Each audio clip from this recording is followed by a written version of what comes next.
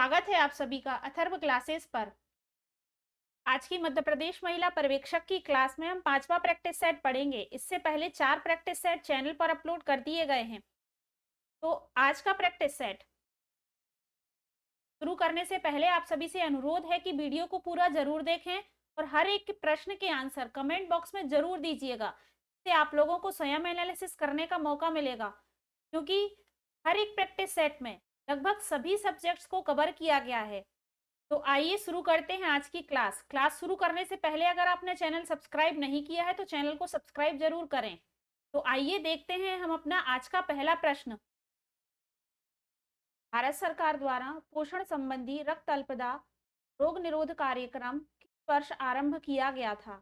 Option है 1982, 1980, 1970 या 1972।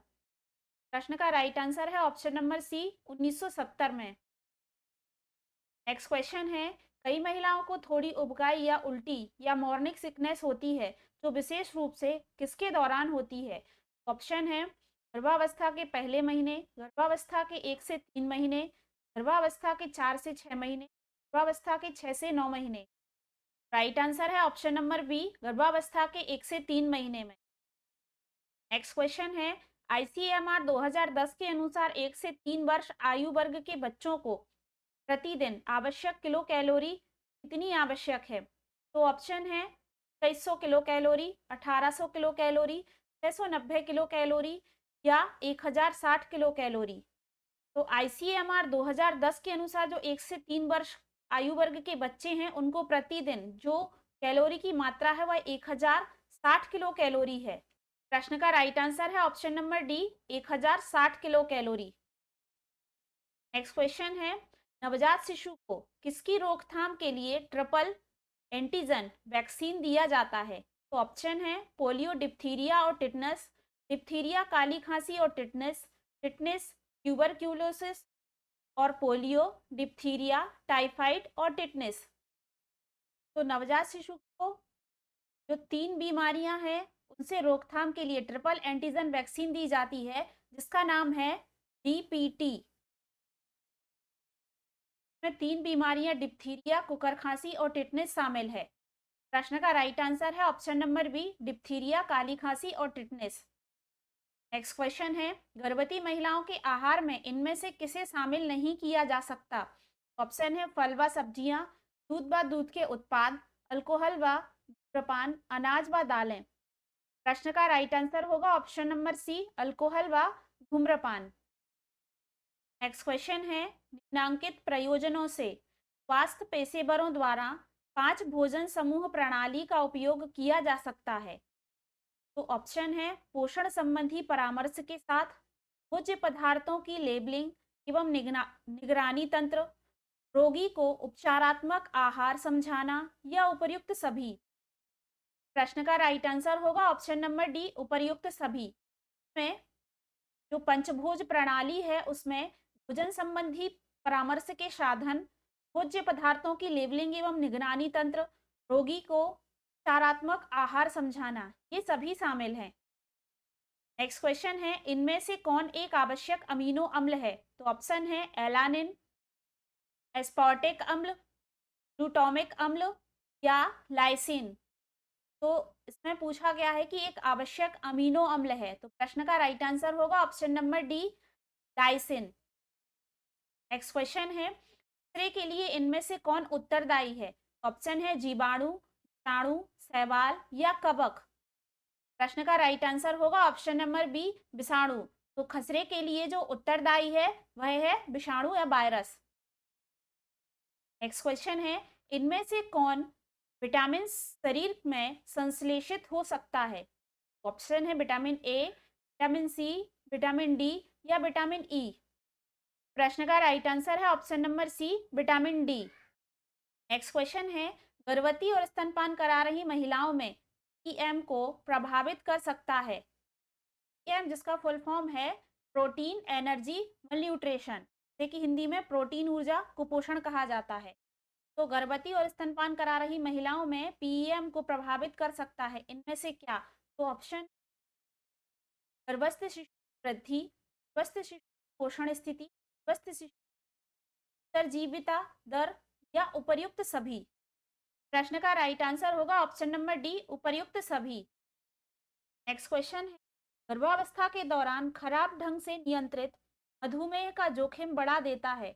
Option है प्रीएक्लेम्पिया या हाई ब्लड प्रेशर, हाथ पांव में सूजन या मूत्र में प्रोटीन।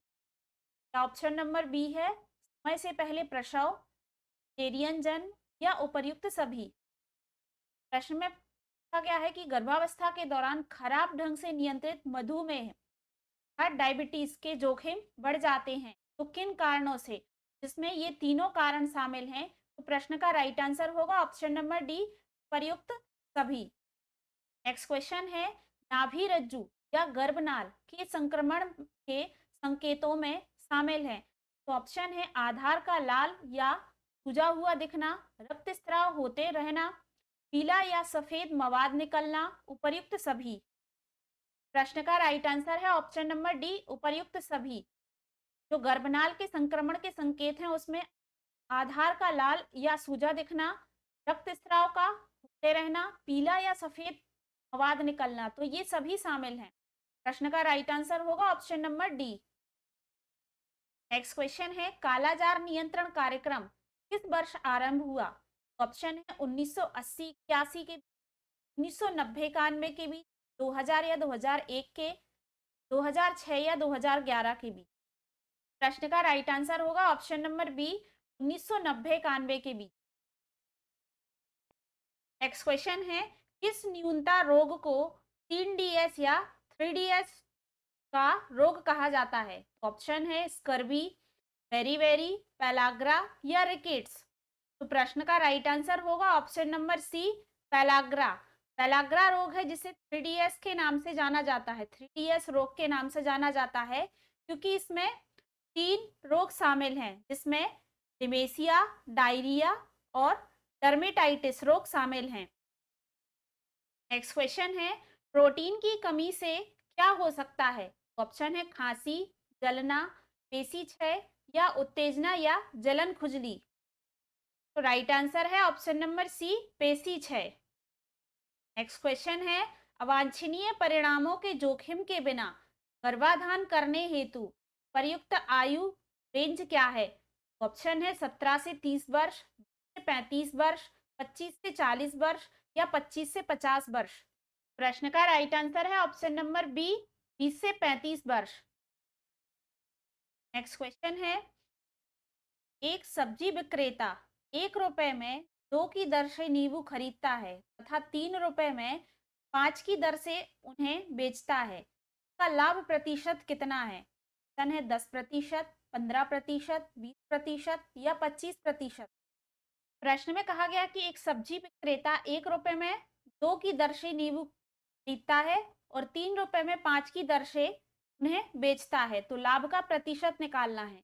तो सबसे पहले क्या करेंगे, 1, 2, 3 और 5 का एलसीएम ले लेंगे। तो 1, 2, 3 और 5 का जो एलसीएम आएगा वो आएगा 30। तो जो एलसीएम आएगा तो 30, तो यही 30 नींबू उसने खरीदे हैं। तो अब इसी 30 नींबू का क्या निकालना पड़ेगा, क्रय मूल्य निकालना है सबसे पहले। कैसे निकालेंगे, एक सब्जी विक्रेता ने क्या किया है कि 1 रुपए में 2 की दर से नींबू खरीदे हैं, क्रय किए हैं। तो 1 रुपए में 2 की दर से नींबू खरीदे हैं और कितने का निकालना है, 30 का निकालना है। इस प्रकार जो हमारा क्रय मूल्य आएगा वह कितना आएगा, 15 रुपए आएगा। के बाद निकालना है लाभ प्रतिशत। तो फिर क्या किया है कि 3 रुपए में 5 की दर से नींबू बेचे हैं, कितने में, 3 रुपए में। हमारा क्रय मूल्य आया है 15 में 100 का गुणा कर देंगे तो निकल आएगा लाभ प्रतिशत। यहाँ से ये कैंसिल कर देंगे, यहाँ से ये कैंसिल कर देंगे, इस प्रकार 20% निकल आएगा उसका लाभ का प्रतिशत। ऑप्शन नंबर सी इस प्रश्न का राइट आंसर होगा। नेक्स्ट क्वेश्चन है, कौन से वित्तीय वर्ष में पिछड़ा क्षेत्र अनुदान की कार्यक्रम को बजटीय सहायता से अलग कर दिया गया? ऑप्शन है 2012-13, 2013-14, 2014-15 या 2015-16। तो प्रश्न का राइट आंसर है ऑप्शन नंबर डी 2015-16 में। नेक्स्ट क्वेश्चन है, निम्न में से कौन सी योजना विश्व का सबसे बड़ा और सबसे अनोखी आउटरीच कार्यक्रम है? ऑप्शन है राष्ट्रीय बाल स्वास्थ्य कार्यक्रम, बाल विकास योजना, समेकित बाल संरक्षण योजना या किशोरी शक्ति योजना। प्रश्न का राइट आंसर होगा ऑप्शन नंबर सी, समेकित बाल संरक्षण योजना, या जिसे कि ICDS के नाम से जाना जाता है, जो कि विश्व की सबसे बड़ी और सबसे अनोखी आउटरीच कार्यक्रम है। का फुल फॉर्म होता है integrated child development service. Next question है, सही विकल्प का चयन करें जो श्रृंखला में दिए गए पैटर्न को जारी रखे। ऑप्शन है GR, IP, KN, ML को आगे बढ़ाना है, और ऑप्शन दिए हैं OG, RI या QG, SF या OG, QH या OL, QS। तो सबसे पहले इस प्रश्न को सॉल्व करने के लिए इनकी प्लेस वैल्यू लिख लेंगे। तो सबसे पहला है GR, जी की प्लेस वैल्यू होती है 7, GR है सबसे पहले, और R की प्लेस वैल्यू होती है 18। फिर है IP, I की प्लेस वैल्यू होती है 9 और P की प्लेस वैल्यू होती है 16। के बाद दिया है KN, तो K की प्लेस वैल्यू है 11 और N की प्लेस वैल्यू है 14। के बाद दिया है ML, तो M की प्लेस वैल्यू होती है 13 और L की प्लेस वैल्यू होती है 12। अब इसके आगे सीरीज को कंटिन्यू करना है, तो अब देखेंगे 7 के बाद +1 हुआ और यहाँ पर +2 हुआ तो 9 आया, फिर से +2 हुआ, 11 आया और फिर से +2 हुआ तो 13 आया। यहाँ पर भी हम +2 कर देंगे तो ये हो जाएगा जो O की प्लेस वैल्यू होती है। उसके बाद R से P, 18 से 16 -2 हुआ और 16 से 14 -2 हुआ, 14 से 12 -2 हुआ, तो यहाँ पर भी 12 से -2 कर देंगे तो 10 आ जाएगा। तो 10 होती है J की प्लेस वैल्यू, प्रकार OJ आ जाएगा। अब वहीं पर यहाँ कर देंगे O से +2 और J से -2, तो O से +2 करेंगे तो 15 में 2 जोड़ेंगे 17, तो 17 होती है Q की, और J से -2 करेंगे तो 8 आएगा, तो 8 होती है H की। तो इस प्रकार आएगा O, J और QH। तो ऑप्शन नंबर क्या होगा? सी इस प्रश्न का राइट आंसर होगा, OJQH। एक बार फिर से देखेंगे तो इसमें क्या हुआ है कि सभी की प्लेस वैल्यू लिख ली है, और जो फर्स्ट वाला अल्फाबेट है उसमें +2 हो रहा है और जो सेकंड वाला अल्फाबेट है उसमें -2 हो रहा है। तो इस प्रकार इसको कंटिन्यू करेंगे तो उसमें +2 और -2 कर देंगे तो हमारा राइट आंसर आ जाएगा OJ और QH। नेक्स्ट क्वेश्चन है, एक परीक्षा में उत्तीर्ण होने के लिए 35% अंक लेने होते हैं। एक अभ्यर्थी को 40 अंक मिले तथा वह 30 अंकों से अनुत्तीर्ण हो गया। परीक्षा की अधिकतम अंक कितने थे? तो ऑप्शन है 280, 180, 200 या 150। तो प्रश्न में कहा गया कि एक परीक्षा में उत्तीर्ण होने के लिए 35% अंक लेने थे। एक अभ्यर्थी को कितने अंक मिले? 40 अंक मिले और वह 30 अंकों से अनुत्तीर्ण हो गया। तो परीक्षा में अधिकतम अंक कितने थे निकालना है। तो सबसे पहले हम अधिकतम अंक ले लेंगे, तो अधिकतम अंक को हमने x मान लिया, तो अब x का क्या करेंगे? 35% निकाल लेंगे सबसे पहले। और कहा गया है कि एक अभ्यर्थी है उसको 40 अंक मिले और वह कितने 30 अंकों से अनुत्तीर्ण हो गया, तो इसमें 30 जोड़ देंगे। तो अब इसको सॉल्व कर लेंगे। x इंटू 35/100 हो जाएगा और यहाँ पर जोड़ के 70 हो जाएगा। अब इसको उस तरफ ले जाएंगे तो ये हो जाएगा 70 गुणा 100/35। ये काट देंगे तो ये हो जाएगा 35 गुनी 70, तो x बराबर हो जाएगा 200। तो यही प्रश्न का राइट आंसर होगा। अधिकतम अंक कितने होंगे? 200। ऑप्शन नंबर सी प्रश्न का राइट आंसर होगा। नेक्स्ट क्वेश्चन है, सिम का पूरा नाम क्या है? ऑप्शन है subscriber identity module, searching of identification module, या सब्सक्राइब आइडेंटिफिकेशन मॉड्यूल, या सिलेक्शन ऑफ आइडेंटिटी मॉड्यूल। प्रश्न का राइट आंसर होगा ऑप्शन नंबर ए, सब्सक्राइबर आइडेंटिटी मॉड्यूल। सिम का पूरा नाम होता है। नेक्स्ट क्वेश्चन है, दांत का कौन सा भाग इनेमल से ढका होता है? ऑप्शन है क्राउन, मूल, डेंटाइल, या उपर्युक्त सभी। प्रश्न का राइट आंसर होगा ऑप्शन नंबर ए, क्राउन। नेक्स्ट क्वेश्चन है, राष्ट्रीय महिला आयोग के कितने सदस्य होते हैं? ऑप्शन है 4, 5, 6 या 7। राइट आंसर है option number D, 7। Next question है, पंचायती राज्य मंत्रालय ने किस वर्ष में अपने मंत्रालय के सूचना प्रौद्योगिकी कार्यक्रम का मूल्यांकन करने का एक विशेषज्ञ समूह का गठन किया है? ऑप्शन है 2004, 2005, 2006 या 2007। प्रश्न का राइट आंसर है option number D, 2007। Next question है, 1978 के पूर्व संपत्ति का अधिकार संविधान के कौन से अनुच्छेद के अंतर्गत आता है? ऑप्शन है 19(1) का, 19(1) ड़ा, 19(1) चा या 19(1) छा। तो प्रश्न का राइट आंसर है ऑप्शन नंबर सी, 19(1) चा। नेक्स्ट क्वेश्चन है, रजोधर्म क्या होता है? तो ऑप्शन है ऊतक उत्तेजक हार्मोन की कमी से, टीनाइजिक हार्मोन के बढ़ने से, एस्ट्रोजेन और प्रोजेस्टेरोन की कमी से, या इनमें से कोई नहीं। प्रश्न का राइट आंसर होगा ऑप्शन नंबर सी, एस्ट्रोजेन का प्रोजेस्टेरोन की कमी से। ऑप्शन नंबर सी प्रश्न का राइट आंसर होगा। नेक्स्ट क्वेश्चन है, हिंदू उत्तराधिकारी अधिनियम 1956 निम्न में से किन व्यक्तियों पर लागू होता है? ऑप्शन है ब्रह्म समाज के अनुयायियों, एक व्यक्ति जो बौद्ध धर्म में कन्वर्ट है, प्रयुक्त दोनों, या इनमें से कोई नहीं। प्रश्न का राइट आंसर होगा ऑप्शन नंबर सी, उपर्युक्त दोनों। हिंदू उत्तराधिकारी अधिनियम 1956 में ब्रह्म समाज के अनुयायियों और एक व्यक्ति जिसने बौद्ध धर्म में अपना लिया हो, तो दोनों ऑप्शन सही होंगे। तो प्रश्न का राइट आंसर होगा ऑप्शन नंबर सी, उपर्युक्त दोनों।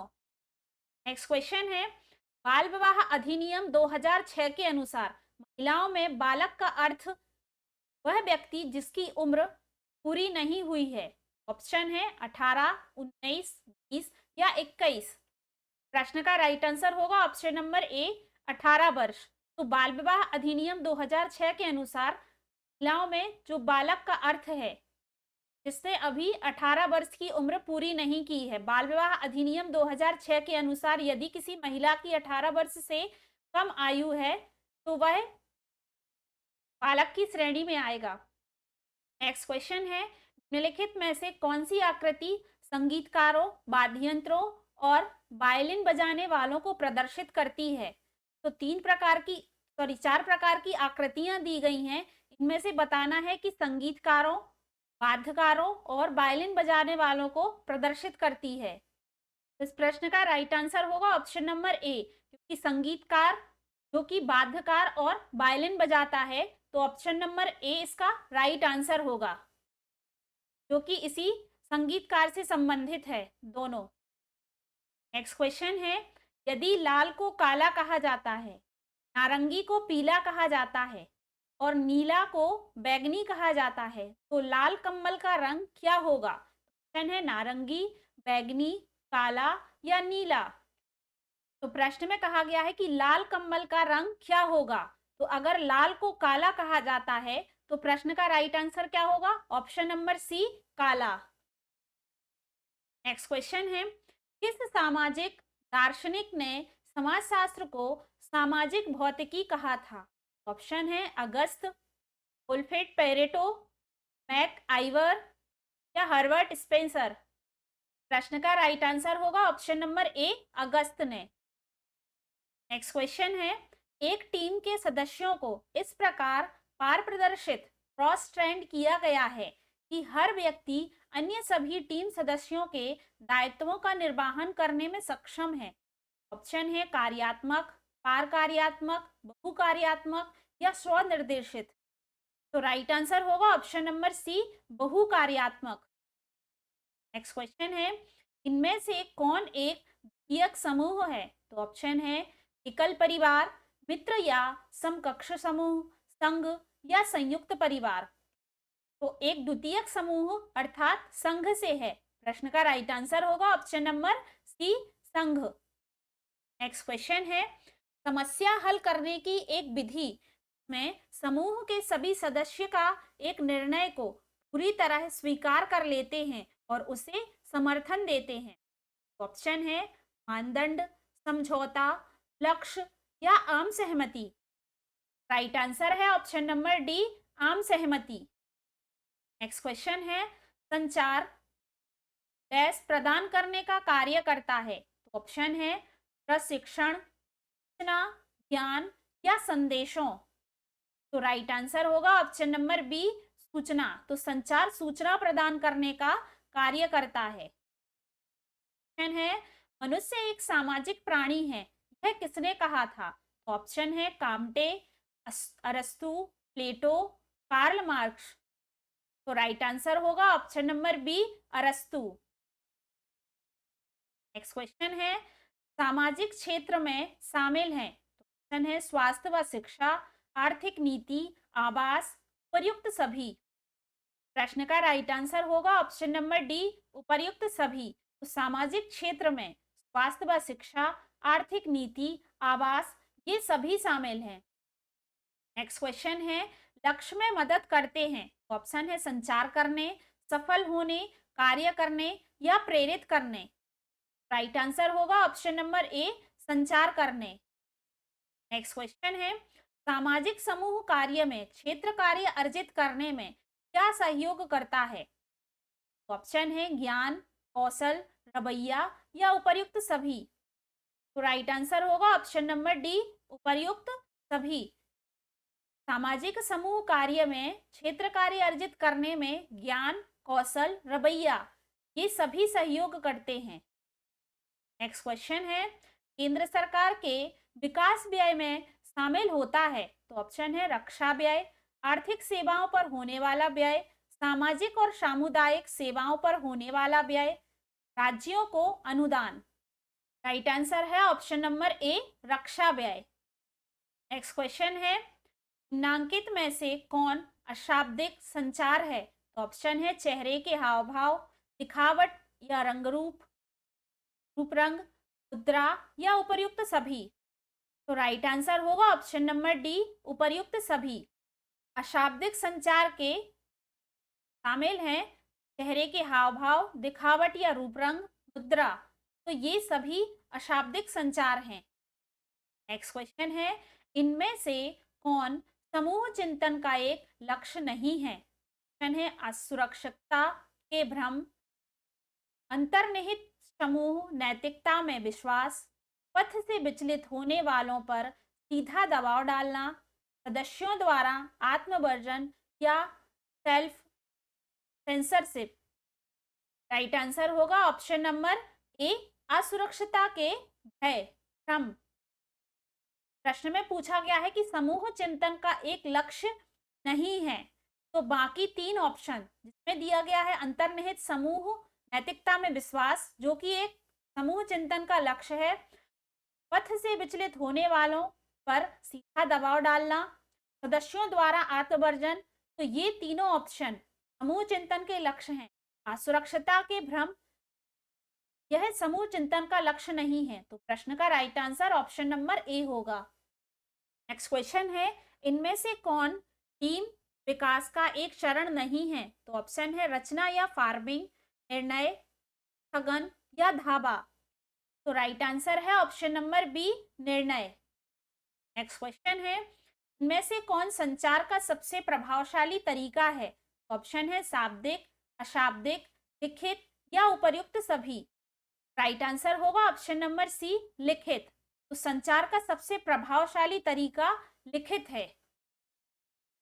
नेक्स्ट क्वेश्चन है, सामाजिक न्याय किसके बीच का संतुलन है? ऑप्शन है व्यक्ति के अधिकारों और सामाजिक निर्णय, समाज और व्यक्ति, मौलिक अधिकारों और न्यायिक तंत्र, व्यक्ति और परिवार।